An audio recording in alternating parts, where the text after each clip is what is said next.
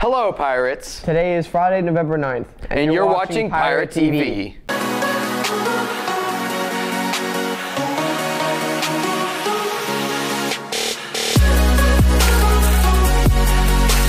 My name's Ethan. And my name's Caleb. Did you know the Day of the Dead, or Dia de los Muertos, was this past Friday? Yeah, I did. Isn't that what the Spanish classes were celebrating? It is. Josh has more on this unique holiday. Today we had 8 stations for Spanish 1 and 2 students to participate in to learn about Dia de los Muertos. The first one was making masks, the second was watching videos, the third was making marigold flowers out of tissue paper, the fourth was tasting pan los muertos, the fifth was coloring mask and other coloring sheets, and the sixth was other crafts relating to Dia de los Muertos. So we're really happy to be here with our class for Dia de los Muertos. It's a good opportunity to be able to learn about Mexican culture, learn about this very special holiday in Mexico. And I think all of the students are enjoying something that the Spanish 3 class has done. This has been a great opportunity, and we appreciate this class putting it on and going to so much work to put this together. That was awesome. I'm glad I got to be a part of that. Hey, have you looked at any colleges this year? Yeah, I've looked into a few. The college fair gave students plenty of options to choose from. Let's see what happened.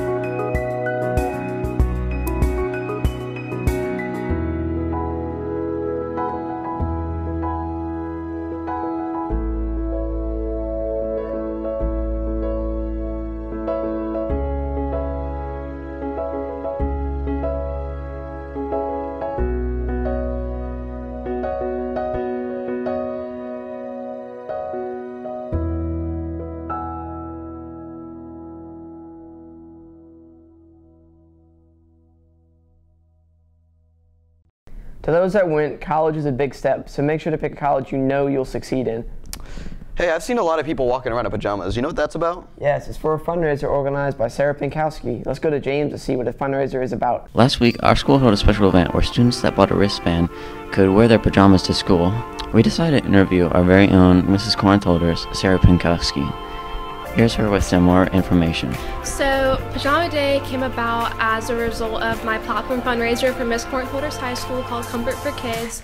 I decided that I wanted to come up with an original fundraiser to benefit kids in our community who are underprivileged and may not have comfortable sleeping arrangements. So I figured that a Pajama Day would be a really neat idea because it sort of correlates with the whole getting a good night's rest sort of situation. So I thought it'd be a good way to raise awareness and funds for the project. So my dad actually, one of his hobbies is buying and selling furniture, and one day I was out on an errand with him to deliver some mattresses to a family that they had bought, and the family was so appreciative of the mattresses because they hadn't been able to find any previously that they could afford for their kids.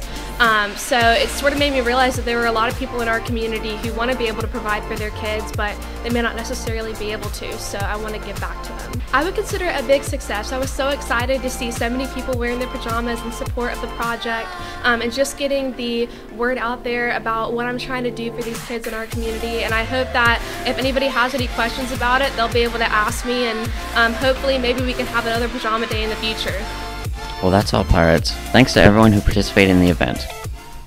What a great cause. Thanks to everyone who donated. Senior night was on November 1st. Jess has the details on the event.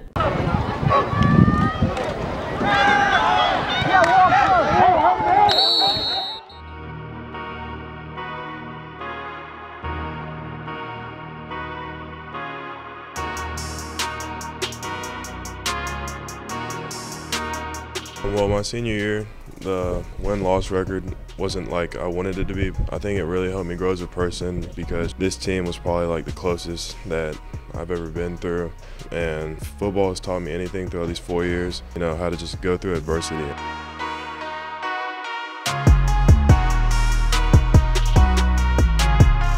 Senior year has been great so far, especially with football. Our record isn't what we want it to be, but just the camaraderie and brotherhood that developed this season has been great. Coach Savard, we're just really thankful for him, and great things are to come. For all you freshmen, it goes by fast. It goes by really fast, so just enjoy it while you can. I've cheered at Corinth for 4 years now. I've been able to cheer with a lot of my friends, and it's just a lot of fun to be a part of something that's bigger than just me and myself. And senior years came really fast, and being like the captain of the cheer team has helped me with my leadership skills, and it's helped me with making friends, and I'm just really thankful for it. My favorite part would probably be practices and stuff. Like, we always goof around, and then we always like get on Lang's nerves, but I mean, it's always funny. Congrats to all the seniors this year. Great job. The winter sports trials are coming up soon. Grant has all the information you need if you're interested. Let's check it out. Hi, I'm Grant Rickman here with Peter Clark, the head of the indoor track program. And today we're going to talk a little bit about winter track. So Coach Clark, when do tryouts start? Tryouts are Tuesday, November 13th, right after school, about 2:30 on the track. Make sure you have a physical, and we'll run to 4 p.m. for pickup. And what should the participants expect? We're going to have tryouts for distance. We'll have sprint tryouts.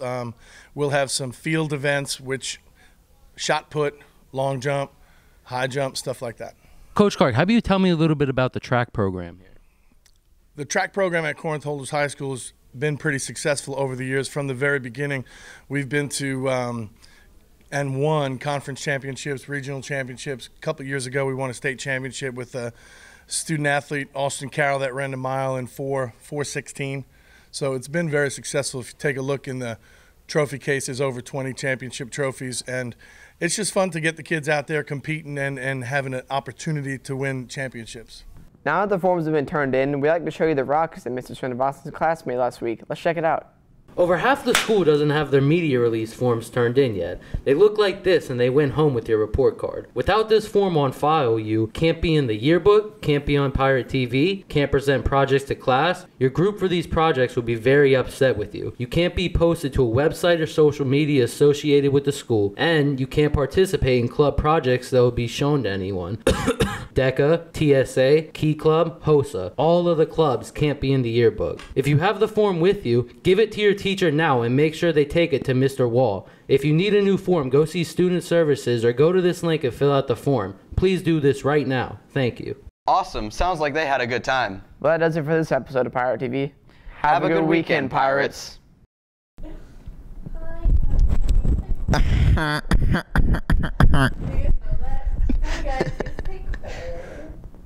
Last week, our school held a special event where students could wear their pajamas to school if they bought a wristband.